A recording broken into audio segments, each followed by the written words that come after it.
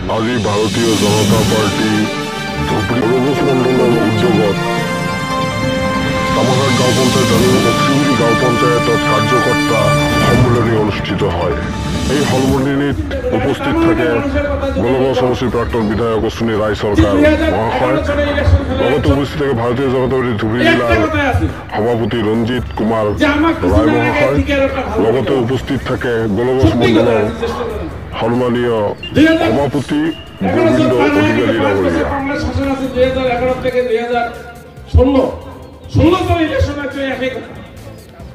আমার রাস্তা লাগে 2016 में 11 রাস্তা করে দিয়েছে।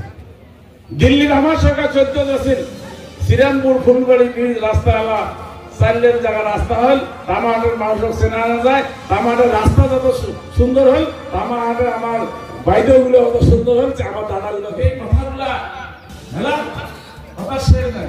এই গরিব মানুষের চাকরি হওয়া গেছে জানেন না।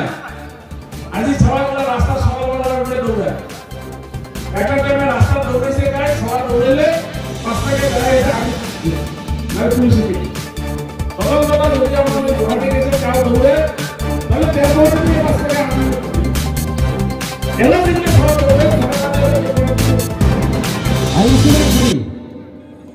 পরিবর্তন করার চেষ্টা আপনাদের করিব। কে পিস্তা পূরণের জন্য বহুত দায়িত্ব থাকে। এখন পিস্তা প্রতিকূল কার্যক্রমের ক্ষেত্রে আমি কিন্তু সফল নহব, বিফলে হব। সেই কারণে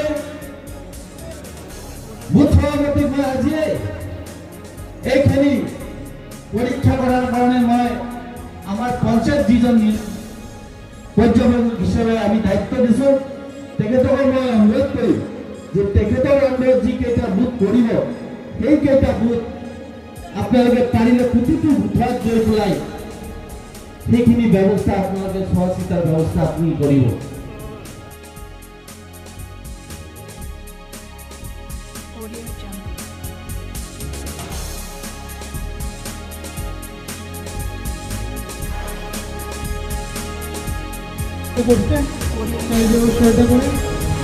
আমাৰ মনে থাকে